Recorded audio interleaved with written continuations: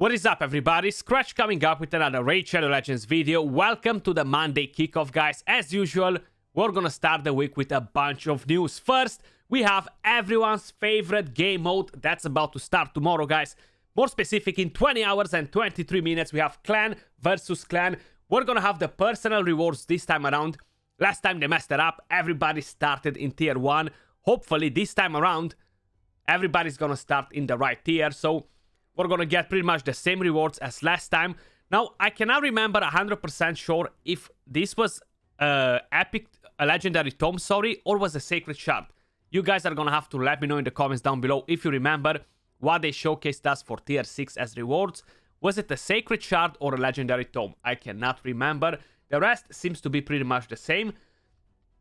Now, the main rewards that we get here, guys, this time around they're actually good. We're not getting trashy lifesteal gear. We're actually getting a 6-star crit damage to pair with the personal rewards if you're winning the clan versus clan war, or whatever is called the whole thing here. And then we have 6-star legendary gear, much better in the long run. Now, one thing that I want to share with you guys, we do have a promo code. I'm not sure how many of you are actually keeping an eye on the community tab. Whenever we get a new code, guys, I'm always sharing that code with you there before even making a video or anything else. So the code is actually Spooky13. Plarium kind of tried to make like a big fancy stuff out of it, to go on their socials and look in all the pictures they posted for the last 1 week and get the number from every single one of them and the letters and make up the code. But hey, the code is just here, guys. You've seen Spooky13, and these are the rewards we're getting. We're getting some energy, arena refills, no arena refill, sorry. An epic tome. We're getting the multi-battles and an XP booster. Pretty good rewards. I want to announce the giveaway winners as well, guys. And we have a crazy 10x going on this week, man. Like, I don't know how to feel about that. I feel like we have the 2x voids starting this weekend, okay, in 5 days. But we have this 10x that's starting tomorrow, and honestly, is so tempting for a lot of you guys out there. It's tempting for me as well, because I really want to try and get one of those champions, even though they're kind of like Halloween themed champions, guys. And we had a 10x on one of them, like probably 2 months ago or something like that, maybe 3. So I'm quickly gonna show you what I'm talking about. First, we're gonna have a 10x on no one else but Little Miss Annie, and she's the most disappointing champion out of all of them in the 10x, guys. I actually own 3 or 4 of them. She's following me like a curse. That's why I'm definitely, personally, not opening shards tomorrow. But Little Miss Annie, she's a pretty good single hitter, single DPS, okay? That's kind of it. Nothing else that stands out from her kit to be like, wow, this champion is gonna be game-changing. It's super hard to use her in defense, super hard to use her on offense. If you want to go for a team that destroys, she's great as a single target. If you don't have any other champions to replace her AoE champions that deal tons of damage, she's definitely not a bad choice. Now, probably the people that they would try to go on the 10x for her will be because aesthetically she looks awesome, or because they want to collect the Pokemon and fill up their Pokédex or whatever they're called. Not because she's a game-changing champion, okay? So I have her built on speed set, crit damage, crit rate set. Pretty good stats on her. Decent speed, 280 crit damage, 5.2k attack. And masteries are not finished on her at the moment. She deals tons of damage, single target, but that's about it, you know? The next champion that we have on the 10x, Nekhret the Great. Now, I would love a second one of these, guys. I want to get a different one to don't use it on a shield set. I want one for a high resistance, swift parry, or just high resistance. I wish I would get one of them. Now, the thing with the champion, guys, he is amazing. He's such a huge carry. Like, he was the last champion added to the game that actually changed the meta, okay? He was the last one, and it's been what? Not a year, but it's been a very long time since they added a champion. At the beginning of the year, I can't really remember the month. He's such a beast of a champion, such a huge carry. Ally attack, we have ally protection. The ally protection cannot be removed. Places block debuffs, ally protection, and strengthen buff on an ally for 3 turns at the start of the turn, okay? So, it's such a powerful passive, honestly, crazy passive. You can counter hegemons. He was like the best counter for hegemons before. That's why he changed the meta, because he kind of killed the hegemon defenses for like 2 weeks since the team presets came out and everything changed back to it. But definitely a very powerful champion. Now, that's why I have built on him a shield set. I'm trying to keep him the slowest in the team and to avoid him to counter attack and stuff like that, just so he doesn't boost the turn meter by critting on the enemy team, and from their masteries they can get turn meter. So when you go at the masteries, you see I don't have a retribution, I don't have cycle of revenge, I don't have deterrence, just because I want to avoid that. A lot of enemy champions in the enemy team, they will have cycle of revenge. So if he gets to crit with a triple hit from the A1, which the chances are pretty high, you definitely want to make sure he doesn't counterattack or anything like that, because the enemy team will gain turn meter, and that will kind of cost you quite a bit, because they can cut on you, and that can make you lose the fight. Now, the next champion that we have on the 10x, guys, is no one else but Siphi, the Lost Bride. You got that right, guys. Honestly, she is amazing. I don't know. I would take a third one. I feel like that's greedy to say. I would build up a third one if it would be to get her, but I think I would stop there, you know. So the champions are amazing. If I would own Hegemon already, I would probably open shards on the 10x. Maybe I wouldn't, I'm not sure. Knowing that the dupe system is going to come out, and I'm not sure how exactly that's going to affect it, but I have this one built in Swift Parry and a speed set. I'm not really using her, so that's why I'm showing you the build on this one. I'm not going to show you the other one.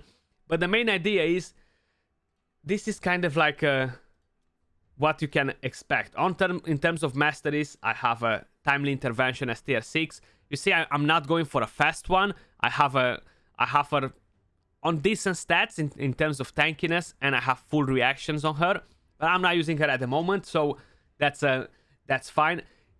If you're not going for a full speed build, probably these are the right masteries for her. If you are going for a full speed build, probably these are still the masteries to go for. You definitely want to get Lasting Gifts, you want to get Timely Intervention, get Cycle of Magic, get Lore of Steel.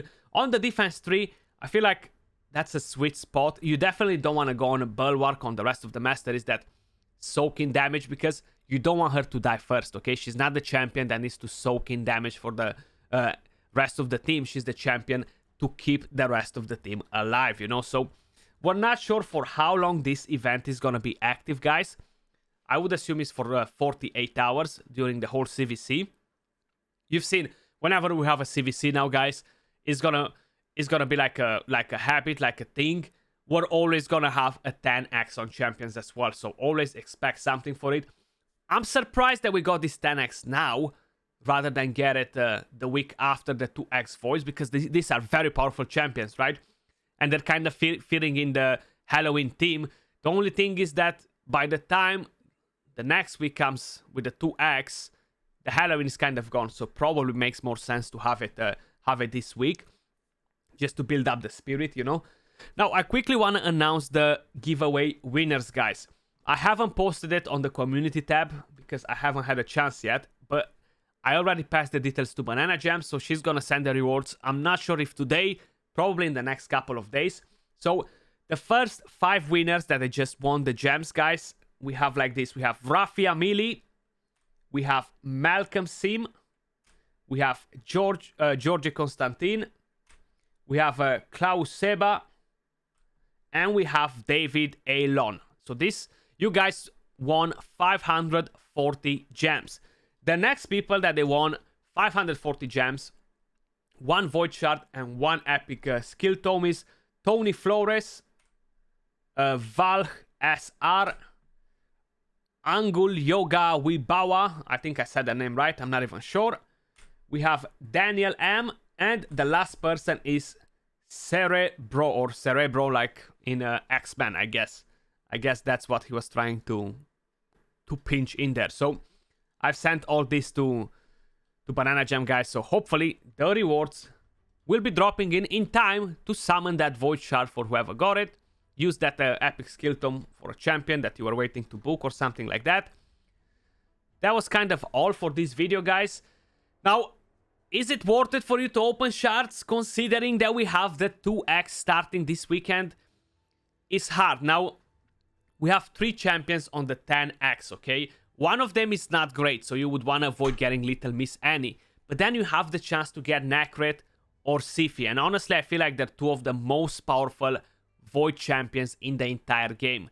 Siphi, Nekhret, Krisk, Warlord are kind of like the most powerful champions in the game. Man, I don't even know what to tell you. I have my free-to-play account, right? I have like 6-7 Void Shards. I'm not gonna try to get them mainly because I don't want to pull those OP champions on my free-to-play account, right? I want to play with epic champions more and stuff like that rather than just have a bunch of strong champions. I'm not saying like it's gonna happen, but hey, you never know. And I want to do the fusion, okay? So I'm saving my shards. I'm not pulling out of events that are not related to fusions anymore. I'm skipping 2x's if they're not related to fusions on the free-to-play, because if no, I have no chance at completing the fusion. So that's one thing that you guys might want to consider as well. Skip events, summoning events for 1 month maybe. As free-to-plays, I feel like we're getting so many champions to work on. Like, check this out. I still have to build a lot of champions, right? I gotta build Skull Crusher, I gotta build Geomancer, I gotta build Armiger, and then I have here, I have Soulbound, I have Burangiri, I have Magnar, I have a Rearguard Sergeant. I have so many champions to work on, man. I just Rask as well, a champion that needs to be built ASAP. I feel like I just don't have the resources, so why to keep on opening shards all the time when I can actually wait for events during fusions, 2x's, because this weekend the fusion starts already and we're gonna have 2x voids. So I'm gonna open my voids that I saved up. Then I have only 5, but hey. That was all for this video, guys. Do let me know in the comments down below. What do you think? Are you gonna get baited and you're gonna open tomorrow or not? But that was all. Much love, peace, and have a good one.